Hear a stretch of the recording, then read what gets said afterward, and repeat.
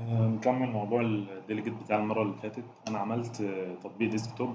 آه، آه، تطبيق بسيط جدا يعني. تطبيق بس على موضوع الديليجيت، نفس المثال اللي خدناه المرة اللي فاتت. المثال بتاع المرة اللي فاتت كان كده،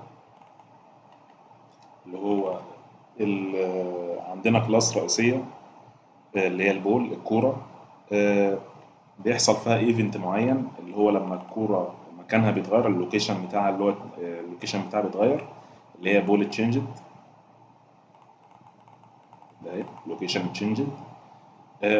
لما بيتغير، المعلومة دي بتهم ثلاث كلاسات أو أكتر، اللي هو الحكم الريفري، والأودينس الجمهور، والبلاير اللي هو اللاعب. قلنا الحكم بيروح ينفذ وظيفة معينة باللوكيشن، يروح مثلا يطبع إن هو بيبص لوك، الفانكشن بتاعه لوك. وقلنا إن إيه نفس لازم الفانكشن اللي تاخد البارامتر ده تكون بنفس السيجنتشر، نفس يعني ترجع نفس نوع الفانكشن فويد، وبتاخد نفس نوع البارامتر، تمام، لا زياده ولا اقل. كذلك ايه الثلاث كلاسات دول كلهم او اكتر، يعني لو حبينا نضيف تاني. فكده فصلنا ما بين الكوره، البول، فصلنا ما بينها وما بين الكلاسات اللي بتحتاج المعلومه دي. فاحنا هنا عملنا اللي هو مبدأ العزل، اللي هو السنجل ريسبونسبيلتي. نروح بقى ايه نشوف التطبيق ازاي عملنا الديسكتوب. انا عملت الكلاس الرئيسيه اللي هي البول، دي يوزر كنترول. واليوزر كنترول ده فيه ايفنت اللي هو اللوكيشن تشينجد اهو. نفس الكود عرفته، نفس كل حاجه.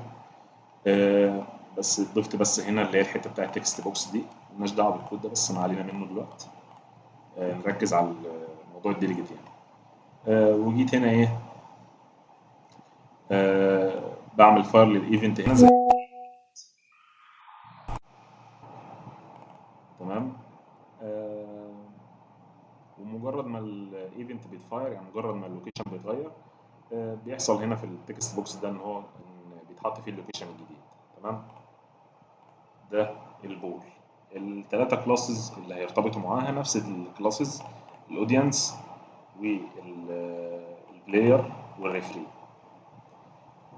وانا ما ضفتش كود جواهم خالص، انا بس ايه، هنربط الكلاسات دي مع البول عن طريق في مكان تاني خالص، في كلاس اللي هي في الفورم اللي هي المين.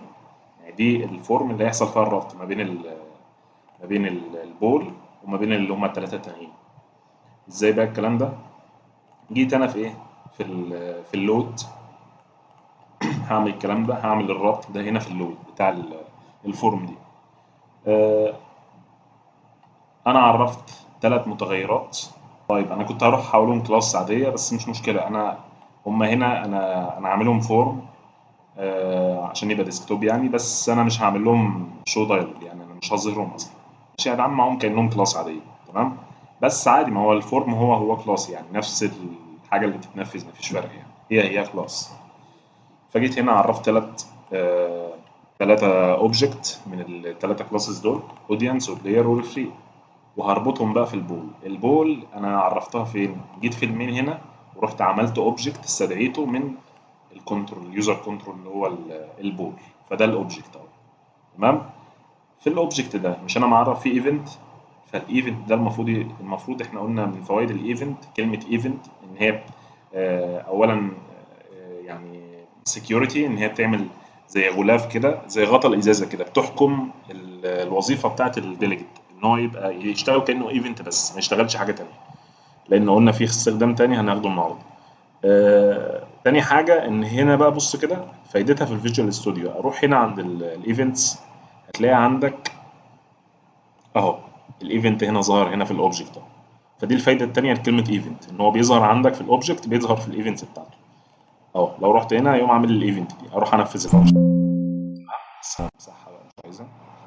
طيب جيت هنا عملت الربط بقى، قلت البول دوت الايفنت اللي هو اون بول لوكيشن تشينجد، وربطته بالفانكشن بتاع المتغير ده بتاع الاوبجكت ده، وكمان ربطته بالفانكشن ده بتاع البلاير والفانكشن بتاع الريفري. فايه اللي هيحصل؟ مجرد ما يحصل فاير الايفنت مجرد ما البول اللوكيشن بتاعي يتغير، الثلاثه دول هيتنفذوا. طيب نروح نشوف كده الفانكشن. هي كانت في المشروع الاولاني الكونسول كان بيعمل كونسول دوت رايت لاين مش عارف ايه بيطبع. هنا طبعا مفيش كونسول، ده ويندوز، ده تطبيق ديسكتوب. نشوف مثلا الفانكشن بتاع الاودينس الشير. هنا انا عاملها مسج بوكس بدل كونسول دوت رايت لاين بس عشان هو ديسكتوب، وكذلك الفانكشنز الثانيه. ماشي. طيب الفاير الايفنت ازاي؟ جيت انا هنا في الكلاس اللي بنربط فيها اللي هي المين، وعملت ايه؟ هنا هنفاير الايفنت ازاي؟ هحط قيمه هنا انتجر، اي حاجه 5 اي حاجه، وبعدين اروح اضغط البوتون ده. البوتون ده هياخد القيمه دي اهو، اخد القيمه بتاعت النيوميريك اب داون واحولها للانتجر، واخزنها في البول لوكيشن اللي هي البروبرتي بتاع البول اهو، البول لوكيشن البروبرتي دي. فالبروبرتي دي بتعمل ست، مجرد ما القيمه بتتغير يروح يفاير الايفنت ده وينادي الفانكشنز المرتبطين بالايفنت. تمام. وانا ضفت بس هنا كود صغير ان هو ايه، بخلي التكست بوكس اللي هو ده مجرد ما القيمه تتغير يتحط لي هنا بس يا رضا. هنشوف كده هنا مفيش حاجه لسه. هغير القيمه اخليها مثلا 10 اهو، فاير الايفنت وبعت للاودينس، بعت للبلاير، بعت للريفري، كل واحد نفذ الفانكشن بتاعته، وفي الاخر ضاف لي القيمه هنا زي ما انا عملت. طب اغيرها تاني 12 اهو. طيب اسيبها زي ما هي والتك مش هيعمل حاجه لان انا ما غيرتش القيمه، فهنا الايفنت ما اتعملوش فاير. ماشي. طيب خلصنا بقى من موضوع الديسكتوب. يعني انا قصدي اقول لك هنا ايه، ان هي مش فارقه ديسكتوب ولا كونسول ابلكيشن ولا ايه، كلهم في الاخر كلاس، كلهم كلاسز بيحصل معاهم نفس الكلام. تمام. وانت حر بقى اعملها زي ما تعمل. طبعا المفروض ان انت بعد ما فهمت الجزئيه دي كل جزئيه تاخدها وتطبق عليها مثال واثنين وثلاثه. ماشي. فكر في امثله، هات اي مثال، اي حاجه، اي مثال زي موضوع الكوره يعني اي حاجه بتحصل بتروح يتنفذ وراها وظائف معينه مختلفه من كلاسز تانية. او هات امثله من، يعني مش لازم تجيبها من عندك عادي، يعني دور اسال تشات جي بي تي وخليه يجيب لك امثله. قول له اديني امثله على الايفنت الجزئيه دي وهو يديك امثله بسيطه وتحلها. المهم بس ان انت تطبق مثالين 3 4 زي دول كده. طيب نيجي بقى ايه، نرجع هنا تاني. دي الحته التانية اللي هي غير الايفنت بقى، اللي هي الجزئيه التانية من الديليجيت. راجع بس سريعه كده. قلنا الديليجيت ده عباره عن بوينتر على فانكشن. ليه بوينتر على فانكشن؟ عشان انا عايز اوصل للفانكشن دي انفذها، ايا كانت الفانكشن دي ايه الوظيفه بتاعتها وايا كان مكانها. يعني انا في كلاس زي البول بنادي فانكشنز كتيره، زي من عند الريفري، من عند الاودينس، من عند البلاير. اي فانكشن من اي كلاس أنا ممكن نناديها، شرط ان يكون نفس السيجنتشر. تمام. ده شرط الديليجيت. طيب الديليجيت بينقسم لنوعين: ديليجيت معمول عشان الايفنت اللي احنا شرحناه، تمام، وديليجيت معمول عشان حاجه ثانيه دي اللي انا هشرحها دلوقتي. خلينا بس في الايفنت الاول. قلنا ايه فايده الايفنت اصلا؟ ايه فايده الكيورد؟ هي الايفنت دي مش كلاس، هي الايفنت دي الكلاس هي الديليجيت. الايفنت دي كيورد بتضاف عشان عامله زي الغطا اللي بيحكم الازازه. يعني ايه؟ يعني تعمل لي بتحكم لي السلوك بتاع الديليجيت. لان في ديليجيت قلنا زي ده ديليجيت بيعمل حاجه تانية. انا مش عايز الديليجيت يكون عام كده، لا، انا عايزه يعمل الشغل بتاع الايفنت بس ما يعملش حاجه غير كده. فلازم احط الكيورد ده.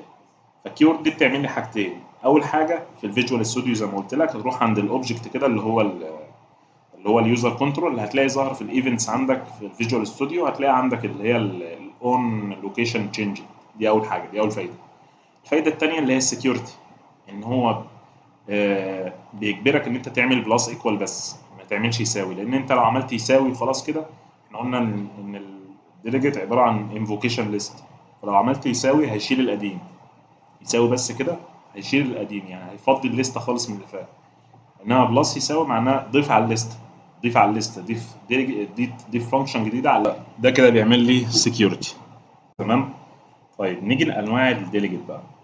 الديليجيت دي قلنا عباره عن كلاس انا بعملها براحتي، يعني انا بحط البارامترز زي ما انا عايز، وحتى النوع اللي بترجعه اللي هو كان فويد عندنا بتحكم فيه زي ما انا عايز، يعني مش لازم يكون فويد، ممكن يكون انتجر، يكون ديسيمال، اي حاجه يعني. ف يعني تعالى مثلا هنا كده، ديليجيت بياخد ايه؟ بياخد مثلا بارامترز، خليه بياخد سترينج اكس، وبياخد كمان بوليان واي، واعمل منه انستنس او بوينتر، يعني public my delegate الكلاس، اعرف منها reference my delegate. تمام اهو. بس فانت ممكن تلعب هنا في الريتيرن، ممكن تلعب في البارامترز براحتك. انت حر تحط 1000 بارامتر، مفيش مشكله اللي انت عايزه. بما ان الديليجيت ده مستخدم كتير، ف وفي حاجات اكيد بتتكرر عندنا، فهم عملوا بيلت ان ديليجيتس. يعني ايه؟ يعني ديليجيتس جاهزه، مش لازم تقعد تعرف ديليجيت وبعدين تعرف ريفرنس، يعني مش لازم تعرف كلاس بنفسك وتعرف ريفرنس كل مره. لا، انت في عندك انواع جاهزه تستخدمها. ماشي، احنا هنتكلم عنهم بس بسرعه كده الاول، وبعد كده نخش فيهم واحده واحده، اللي هم الاربعه دول: اكشن، والايفنت هاندلر، والبريديكت، والفانك، الاربعه دول. تمام. في اتنين فيهم ما بيرجعوش حاجه، اللي هم فويد، بيرجعوا فويد يعني، اللي هم الاكشن والايفنت هاندلر، دول اللي هنتكلم عنهم دلوقتي. تمام. وفي فيهم اتنين بيرجعوا قيمه، يعني بينفذوا فانكشن ويرجعوا فاليو يعني، اللي هم البريديكت والفانك. ماشي، ما علينا من كل ده، انا بس بديك عايزك تعرف ان هم اربعه، اللي هم الاربعه دول، وهنتكلم عنهم واحده واحده دلوقتي. طيب آه نخلينا في الايفنت لسه، مش احنا مش هنخرج بره موضوع الايفنت دلوقتي. احنا الايفنت عندنا في اتنين بيلت ان ديليجيتس، اللي هم اكشن وايفنت هاندلر. هنبدا الاول بالاكشن ده. الاثنين بيرجعوا فويد. تمام. يعني هل ممكن استبدل الشغل اللي انا عملته دلوقتي بالديليجيت اللي هو الكاستم ده اللي انا عملته بايدي؟ ممكن استبدله بحاجه جاهزه. ممكن استبدله باكشن. اكشن ده بيرجع ايه؟ بيرجع فويد. يعني اعمل نفس الشغل اللي انا عملته هنا ده، انا بدل ما يعني بدل السطرين دول كده الغيهم، واعمل ايه؟ هعرف بقى انا بيلتن ديليجيت اللي هو اسمه ايه؟ اسمه اكشن. ماشي. فاقول بابليك اكشن. اكشن دي عباره عن ايه؟ عباره عن كلاس جاهزه موجوده عندنا متعرفه اصلا. انا بقى بعمل منها بس ريفرنس، يعني بعمل منها الديليجيت على طول، مش لسه بعرف الكلاس زي ما عرفت هنا. انا هنا كنت بعرف الكلاس هنا، وبعد ما عرفت الكلاس بنزل اعمل منه هنا ايه؟ ريفرنس. تمام. انا هنا لا، انا الكلاس اهي واعرف منها ريفرنس على طول. طيب الكلاس دي جينيريك، يعني ايه؟ يعني تاخد اي نوع، اي نوع انت حر. يفضل حط انواع، بص كده، ياخد تي واحد، تي اتنين، تي دي، يعني اي نوع انا احط براحتي. انا مثلا ممكن ايه؟ آه، بما ان هنا احنا كنا بناخد انتجر لوكيشن، خلاص هخليها ايه؟ ماشي. وبيرجع طبعا فويد، مش لازم اكتب هنا فويد لان هي اكشن معناه بيرجع فويد. ماشي. وهسميه نفس الكلام لوكيشن. لا، مش هنسميه لوكيشن تشينج، ده كان اسم الكلاس، هي الكلاس اهي اكشن. هاخد الاسم بتاع الايه؟ الريفرنس جاهز. بس انا كده عرفته. يعني نفس الشغل، نفس الشغل. تعال ننزل هنا، نفس كل حاجه، مفيش مشاكل شغاله. الفكره فيها ان هي حاجه ستاندرد ومعروفه في الدوت نت، يعني شكل موحد كده لكل الايفنتس. وبنستفاد منها في ايه؟ ان احنا بنفصل الاوبجكت عن الحاجات اللي بتتبعت. يعني السندر ده ايه اللي هو يعني؟ تعال نرجع هنا كده. ايه هو السندر ده؟ السندر ده اللي هو الاوبجكت نفسه، اللي هو الزس. يعني انا مثلا آه، باعت بيانات مثلا من البول، فالاوبجكت هو البول نفسها، كلاس الاوبجكت نفسه. الاي بقى اللي هي الايفنت اربتري دي ايه؟ دي الحاجه اللي احنا عايزين نبعتها. يعني احنا كنا بنبعت ايه؟ بنبعت من البول، بنبعت لوكيشن، صح؟ فاحنا هنخلي الايفنت ارجمنتس اللي هي اللوكيشن ده اللي هيروح يتبعت، اللي هو جزء من الكلاس، يعني عادي يبقى جزء من الكلاس. ماشي تمام. تعالى هنا نعرف ايفنت هاندلر كده، اللي هو عباره عن ايه؟ هو عباره عن اكشن زيه بالظبط، بس شكله بس ايه مختلف شويه، هنعمله بالطريقه المتعارف عليه. فانا هخليه هنا يعني ما نحطلوش انتجر وبوليان والكلام ده. امال ايه؟ بنحط له بس الايفنت ارجيومنتس اللي هي الحاجه اللي احنا هنبعتها. فالايفنت ارجيومنتس، الارجيومنتس دي اللي هي الحاجه اللي احنا هنبعتها، اللي هي في حالتنا هنا اللوكيشن. دي عباره عن شنطه فيها الحاجات اللي احنا هنبعتها، يعني تقدر تعتبرها زي شنطه فيها البيانات بس اللي احنا هنبعتها هنا. فانا هحط هنا ايه؟ هحط هنا الايفنت ارجيومنتس، وهوريك بنبعتها ازاي هنا دلوقتي. طيب الايفنت ارجيومنتس بقى، طب بعد ازاي؟ يعني هبعت هنا اقوم كاتب هنا لوكيشن، هكتب هنا انتجر مثلا؟ ما ينفعش.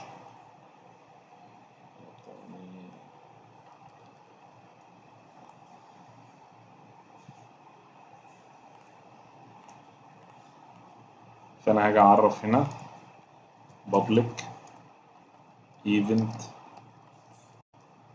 handler، واسمه ايه؟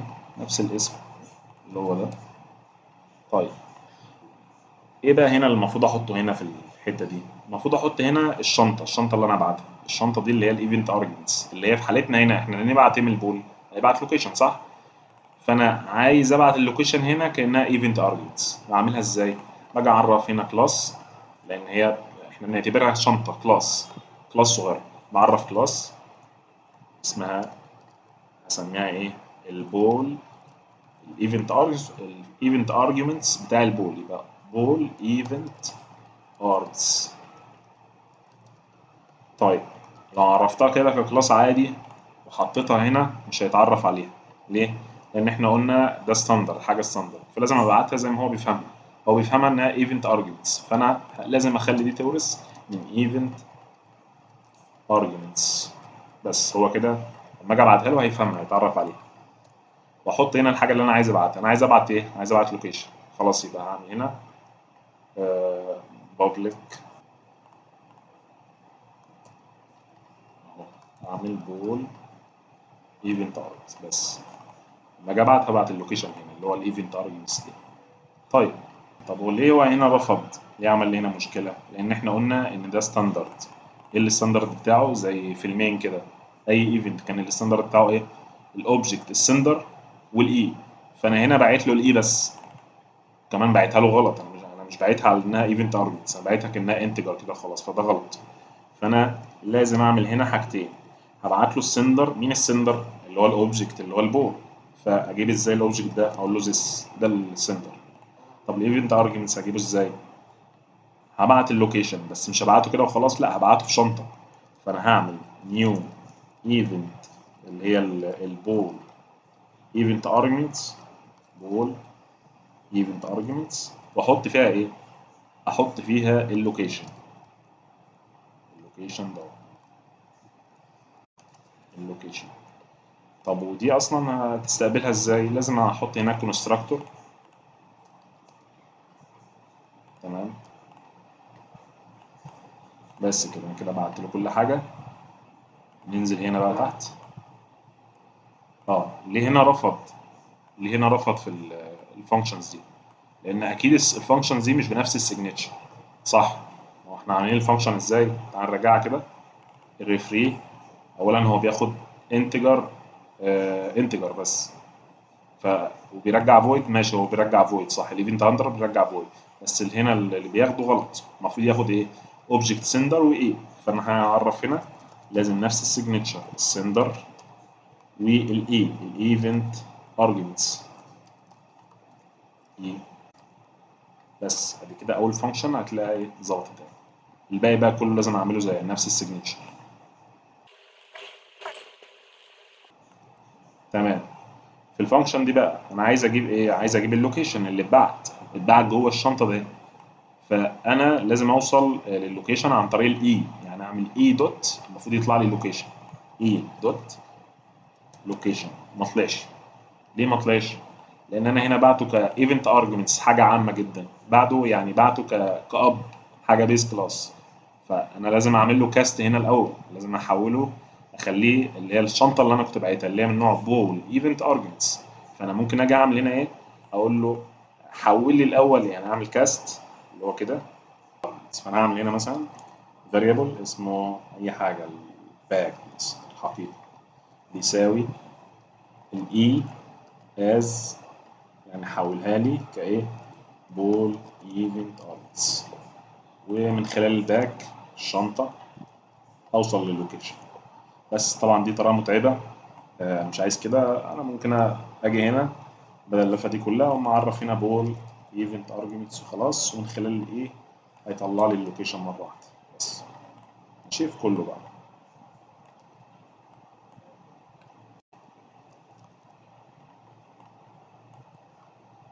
بس اهو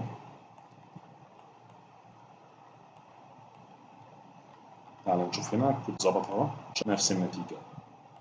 يبقى خلاصه الموضوع ايه؟ ان احنا عندنا كاستم ديليجيتس ممكن اعمل بيها اي نوع، بياخد اي بارامترز، بيرجع اي نوع. بس عندنا بيلت ان، اللي عندنا في اتنين بنستخدمهم في الايفنتس، اللي هم الاكشن والايفنت هاندلر. ماشي. وقلنا الاكشن بياخد اي بارامترز، انما الايفنت هاندلر مقيد شويه، محكوم، مش بياخد اي حاجه، لازم ياخد السندر والاي. وده بيكون حاجه ستاندرد متعارفه وموجوده في الدوت نت كلها، موجوده في الكلاسز كلها. ماشي. طيب احنا دلوقتي بنقول ان ايه، اي كلاس بيبقى فيها اللي هي الايفنتس بتاعتها، وطالما هي ايفنت فانا بعمل فيها سبسكرايب، صح؟ سبسكرايب سواء من جوه هنا، يعني الايفنت دي كلها ايفنت داخليه، انا بنفذ الفانكشنز ده من جوه هنا من هنا. انما الايفنت اللي انا عامله بنفذه من بره، اللي هي الايفنتس دي.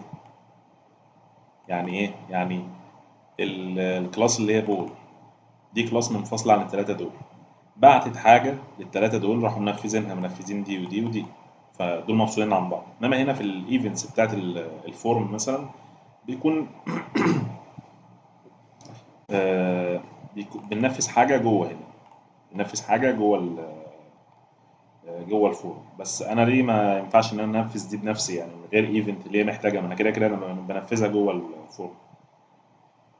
لان انت معكش الكود اللي يتحكم في وقت حصول الحاجه دي. يعني مثلا آه، اللود، هل انت عارف الكود بتاع اللود؟ هل انت عارف هو ده كود اكيد بيبقى موجود في الخلفيه من وراك، انت ما تعرفش الكود بتاع اللود. ف ولا تعرف بيحصل امتى، يعني امتى تقول ان انا خلاص اتعمل لود وانفذ الفانكشن الفلانيه. فعشان كده بنجيبها من خلال الايفنتس، يعني ده بيبقى كود مكتوب عنك وانت بس بتاخد ايفنت وتنفذها وخلاص. ماشي. ف طيب المفروض ان انا بعمل سبسكرايب برضو، ما هو ايفنت، اي ايفنت بيعمل سبسكرايب زي العلامه دي كده، بلس ايكوال، يعني بحط في الليسته فيها فانكشنز كتير. طب فين بقى مثلا دول؟ المفروض الاقي الفانكشنز دي معموله بالشكل ده كده. هروح هلاقيها موجوده فين؟ موجوده في الديزاينر تحت كده اهو. this dot load this dot load، ده اللود ده اللي هو الايه، اللي هو الايفنت اللي معمول، اللي هو الجاهز اهو. ايفنت هاندلر اهو، مكتوب ايفنت هاندلر، معمول بايفنت هاندلر. عشان كده سندر واي. ماشي. وبلس ايكوال اعمل لي سبسكرايب في الفانكشن ده اللي هي المين لود، اللي هي هناك اهي، اللي هي مين لود اهي، نفس الاسم. حتى انت لو جيت ضربت الاسم هنا، روح هناك كده، إيه اللي حصل هنا؟ ما تعرفش عليه، ضرب يعني، ضرب. لازم احط الاسم هنا عشان يبقى زي اللي هناك، بس كده رجع يشتغل زي الاول. كذلك ده اي فانكشن بقى، اللي هي الدراج اوفر، مش عارف ايه، كل دي ايفنتس، بوتون كليك، الكلام ده كله. يبقى احنا البيلت ان ديليجيتس عندنا اربعه، اثنين بتوع الايفنت اللي هم بيرجعوا فويد، اللي هو اكشن وايفنت هاندلر. وعندنا اثنين تانيين كمان، يعني نيجي على دول بس نقرا بسرعه كده. الاكشن بياخد ايه؟ بياخد اي حاجه لحد، يعني بياخد تي وتي وتي، اي تي دي اللي هي اي نوع، انتجر بوليان اي حاجه. لحد كام؟ احنا يعني لحد كام بارامتر؟ لحد اخرنا لحد 16. اخرنا لحد 16، ما ياخدش اكتر من 16. حبيت ان انت تاخد اكتر من 16 بارامتر، خلاص اعمل كاستم ديليجيت بقى. هنا ساعتها اعمل كاستم ديليجيت. طيب بالنسبه للايفنت هاندلر قلنا بياخد الاوبجكت سندر والايفنت ارجيومنتس الاي. بيستخدم في ايه؟ في الايفنت بشكل عام، اللي هي السبسكرايب، نعمل سبسكرايب عن طريق العلامه دي اللي هي بلس ايكوال، مش ايكوال، ماشي. فالعلامه دي اللي هي بلس ايكوال دي مستخدمه في مستخدمه في الايفنت، مفيش عندنا يساوي يعني. طيب نيجي بقى على النوع الثاني اللي هو بيرجع فاليو، بيرجع قيمه. عندنا بريديكيت وفانك، ده بيرجع حاجه وده بيرجع حاجه. البريديكيت بيرجع بوليان، البريديكيت بيرجع بوليان. طيب بياخد ايه؟ بياخد اي نوع، بس حاجه واحده، ما ياخدش اكتر من بارامتر واحد، عشان كده كاتب هنا تي. فانا باخد حاجه واحده وبرجع بوليان. طب فايدتها زي ايه؟ ان انا عايز اشيك على عنصر، يعني مثلا اشوف، اخد رقم مثلا عشان اشيك عليه، اشوف مثلا هل الرقم ده ايفن، هل اود، هل برايم نمبر. فهي بتستخدم في الحاجات اللي زي كده. تمام، ان انا اشيك على حاجه واحده. اشيك مثلا على نص مثلا تكست، اشوف مثلا اللينس بتاعه اكبر من 50، يعني بشيك على حاجه واحده من الاخر يعني. وهي مستخدمه برضو، مستخدمه في حاجات كتير يعني. آه، بالنسبه للفانك بقى، هو بيرجع ايه؟ بيرجع برضو اي حاجه، وممكن يرجع بوليان عادي، يعني ممكن يبقى زي البريديكت. بس الفرق بينه وبين البريديكت ان هو ممكن يرجع اي حاجه مش شرط بوليان. وكمان عدد البارامترز كتير، انا ممكن اخد تي 1 تي 2 تي 3 لحد كام؟ لحد برضو 16 زي الاكشن كده. تمام. طيب الاستخدام بقى، الفرق ما بين الاستخدام دول والاستخدام دول بيستخدموا في الايفنت زي ما قلنا، ان هو انا ببعت لمليون واحد، مليون واحد بيعمل وظيفه مختلفه. انما هنا ما بنستخدموش في كده. ليه؟ انا بستخدمه هنا يعني انا بنادي فانكشن واحده، ما بناديش اكتر من فانكشن، دي هي فانكشن واحده اللي تتنادي. طب ليه؟ يعني ليه ما بعتوش ل 15 كلاس مثلا او كده؟ لان هنا لان هنا في الحاله دي انا برجع قيمه. ليه هنا بقى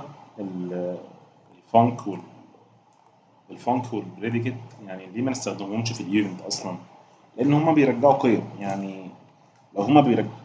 لو هما بيرجعوا قيم لو هما بيرجعوا قيم فانا كده اصلا مفهوم الايفنت نفسه باظ. هو يعني ايه ايفنت؟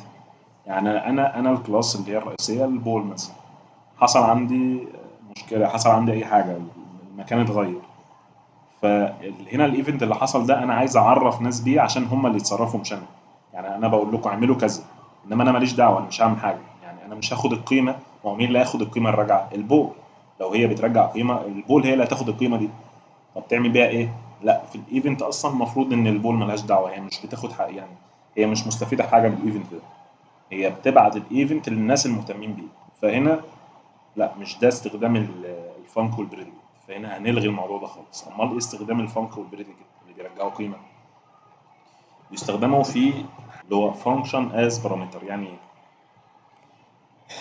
يعني ان انا بدل ما كنت ببعت في اي فانكشن، احنا عارفين البارامترز اللي هو string انتجر ديسمال اي حاجه، لا، انا ممكن كمان ابعت فانكشن، ممكن ابعت حته كود ابعته كبارامتر.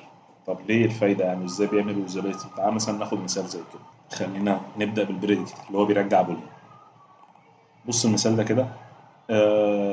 دي فانكشن بتطبع ارقام. انا ببعت لها ليست دي اللي هي زي الاري كده، اعتبرها اري لو انت ما كنتش خدت ليست يعني. فعباره عن ليست اوف انتجر، ارقام، مجموعه ارقام.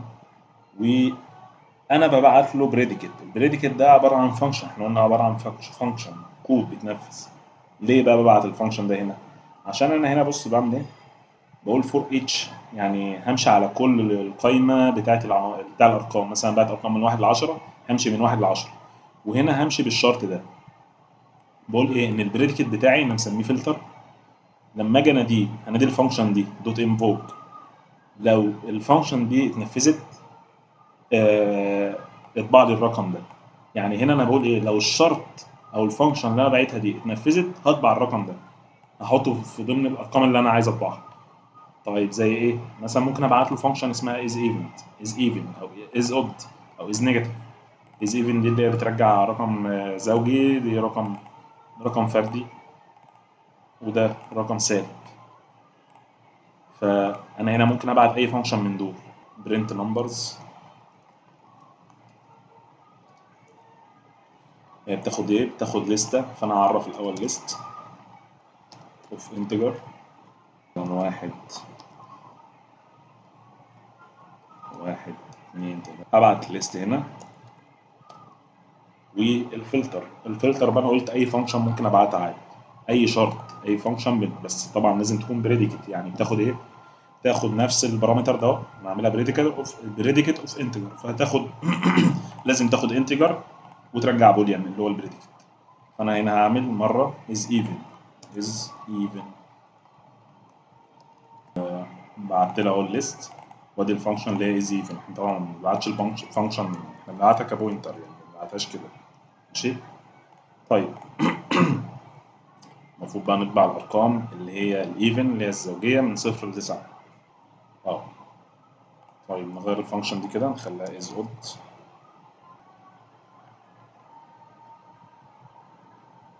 اهو، نخليها اخر حاجه is negative. بس مفيش ولا واحد نيجاتيف اصلا، كلهم ارقام موجبه. بس فانا هنا عملت reusability. ده المثال الاولاني بالنسبه للبريديكت اللي هو بياخد حاجه واحده ويرجع بوليوم. طيب ناخد مثال على الفانك. الفانك قلنا بياخد اي حاجه بس وبيرجع اي حاجه برضه. ماشي. فهو مرن شويه عن البريديكت يعني. انا عامل فانكشن هنا اسمها select text، يعني بمشي في لستة كلها نصوص كلها تكست، بمشي فيها كلها وبعدين بختار منهم تكست واحد بس، اسم واحد او نص واحد بناء على شرط. عشان نسميه مثلا كونديشن. كونديشن ده بقى انا عامله كفانك، يعني انا مش مثبته ان انا عامله كفانك، ممكن ابعت الكونديشن ده اي حاجه، المهم ان هو يكون بنفس السيجنتشر.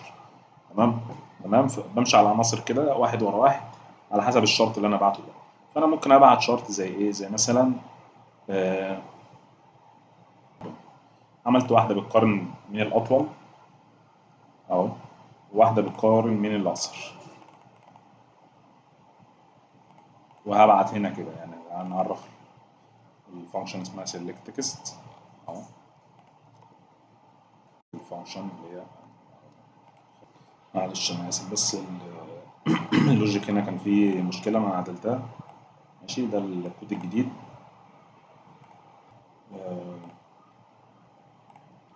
هنيجي ننفذها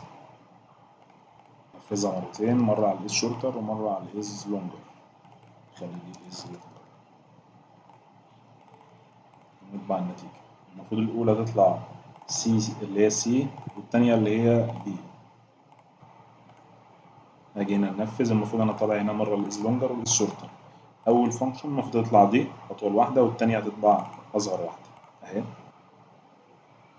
بس فده المثال الثاني. نعمل مثال كمان، اخر مثال هنا، اللي هو انا هعمل كالكيوليت، وهو مش معتمد على، مش حاجه ثابته يعني. انا باخد الاوبريشن مره هنفذ عمليه اد تجمع الرقمين دول، صب بيطرح، ديف بيقسم، مالتبلاي بيضرب. فانا جاي من المثال التالت اهو، هطبع الاربع نتائج دول. مره ببعت للفانكشن ببعت لها الرقمين دول واعمل اد، الثانيه صب، الثانيه ديفيجن، والثالثه والرابعه الاخيره هتبقى ضرب.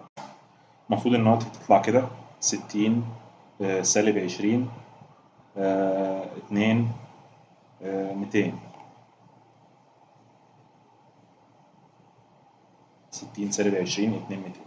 بس فده استخدام الايه الفانك والبريديكت. نرجع هنا كده بس ادي ملخص الكلام ده. الديليجيت بيستخدم في الايفنت. عندنا كام حاجه بتعمل الايفنت؟ كام حاجه بتعمل الايفنت اللي هي اكشن وايفنت هاندلر.